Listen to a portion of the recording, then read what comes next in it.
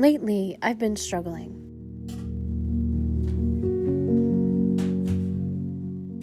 Between constant cycles of sickness, executive dysfunction that inhibits all of the good habits I've set in place, and the demands of trying to keep up with working from home while also being a full-time stay-at-home mom and the primary homemaker, my house has taken a hit. In my last cleaning routine, I said that where I was starting then was such a far cry from a few years ago, and I think that's still true. Even after this latest spiral of sickness, depression, motherhood, and ADHD brain, the time I'm spending on cleaning up the aftermath is a quarter of what it used to be.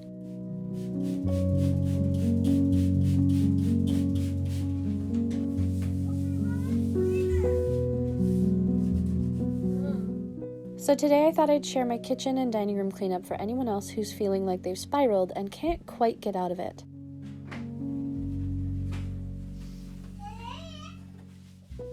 I hope through my own sharing of the most real, raw, and utterly unstaged parts of life, I can make someone feel a little bit less alone.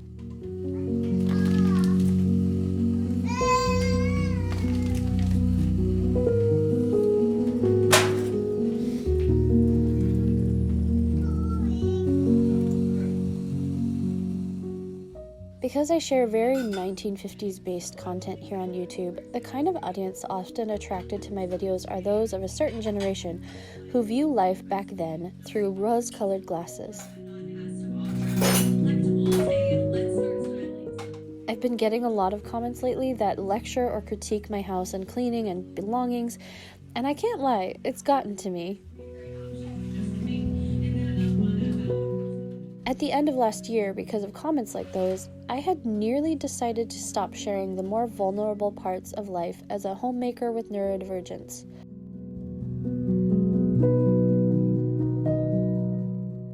I don't want my brain's quirks to be the defining thing of my channel, but sometimes I feel like I need to start everything with a disclaimer.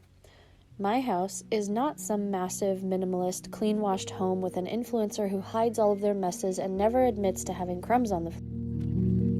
I am a late-diagnosed neurodivergent woman who struggles all the time with cleaning my house. And to be honest, I refuse to let judgment from the internet shame me away from doing what I love. We have a small house full of life and love and a lot of kids, and of course it's going to be messy. Between having been low income until last year, owning a home that was not built with storage in mind, and having to make do with the space we have and the multiple jobs and spaces we both need, of course my home isn't going to look aesthetic and minimalist. But I'm okay with that.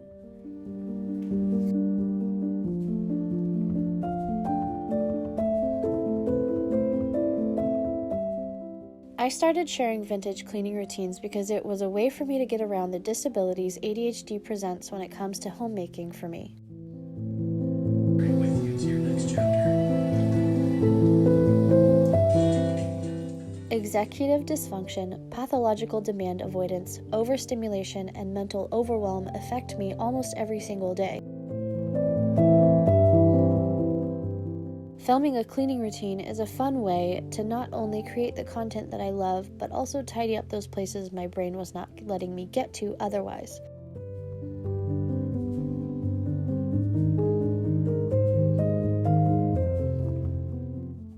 A lot of people don't seem to understand that, and expect absolute perfection and minimalism when those are the opposite of what my channel is.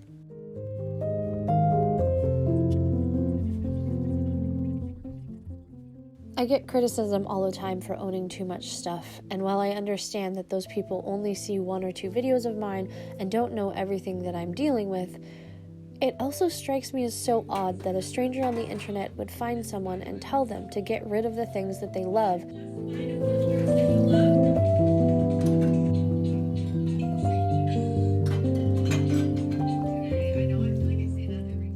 I share cleaning routines because I need to clean my house. While the internet seems to think that most people share cleaning routines to show off their clean house, I share cleaning routines because mess is what I have, and mess is what I need to tidy up, and mess is realistic. Super silky and flowy. The fabric is super silky and flowy. It has that little There may be people out there who have it all together, who have less kids or no kids, no neurodivergence, and a bigger house with more money, but I'm not any of those people. I don't have it all together, and I likely never will, and that's okay. This amazing checked dress. I love the big collar with this like teddy coat for these beautiful pockets. I'm hoping that this fits because this is something I think it'd also be fun to like layer. In a world of influencers who curate every single moment to look perfect, I want to be a drop of realism and reassurance for those of us who don't follow the trends. Because mess is morally neutral, and you are doing a good job. A piece made, so I don't need more, but this one's really beautiful. It's a different kind of pattern. I want to repeat that for you. Mess is morally neutral, and you are doing a good job. For the jeans, much wool and stuff. I love the fit. I love how high-rise they are, and they're just really cute. I'm just looking for a mini skirt.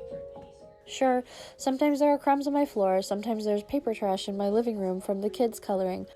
Love this jacket. I don't know, it's just really cute. Sometimes there are dishes on my table and in my sink. Sometimes there are toys in every single room of the house, even when there shouldn't be. And there's almost always a pile of laundry waiting to be folded, washed, and dried. Because we live here. This is life, not a curated dream world. This is a home where children run, play, snack, and color. This is a home where we strive to make do with what we have and not spend mindlessly on trends.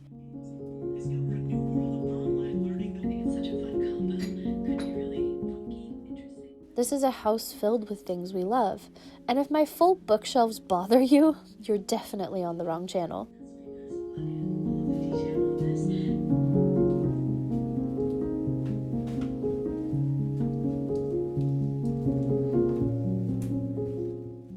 I know there will always be comments saying I just have too much, I need to get rid of more, I need to try harder, I need to clean more.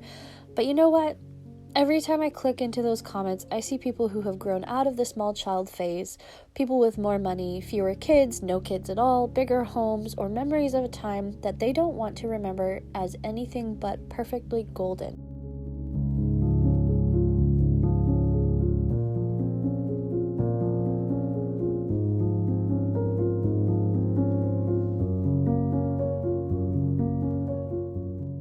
The truth is, I don't want to hide my messes and pretend I have it all together. Because when I was a young mother, I needed a channel like mine. I needed to know that I was doing a good job. Back then, I was an undiagnosed neurodivergent who didn't know that my brain was working against me. I had postpartum depression and anxiety, a small budget, and I didn't know how to keep house even though I was trying so incredibly hard to do so.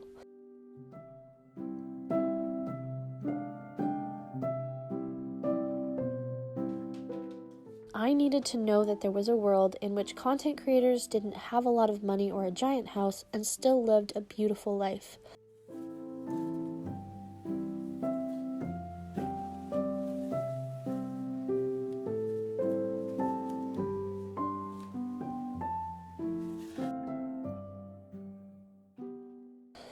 I needed to see other mothers cleaning up mess, real mess, and not tidying a floor that doesn't even need to be tidied.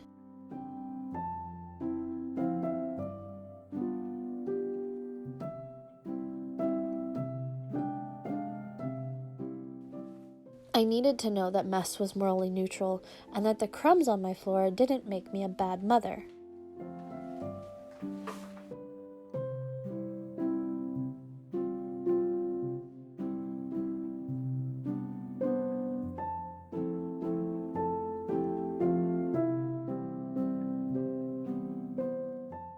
While I love to take care of my home and tidying brings me joy most of the time, at the end of the day, if my mental health is gone, my physical health follows.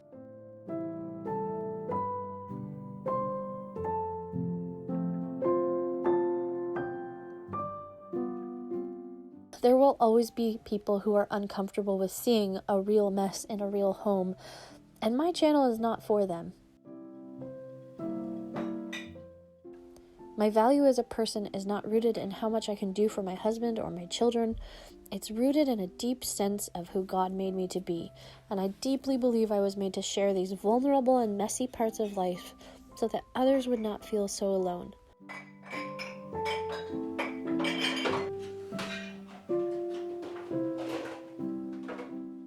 I desperately hope that by filming the ugly parts of being a late-diagnosed neurodivergent mother, I can show other homemakers that they are valuable no matter how their home looks.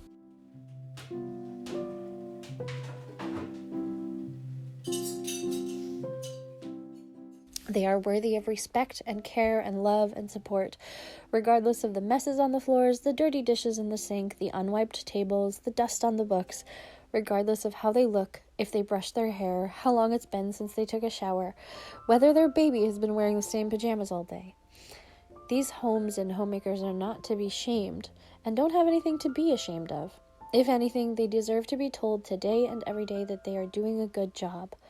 They deserve to know that they have support and there are ways to care for themselves in their home that are without shame.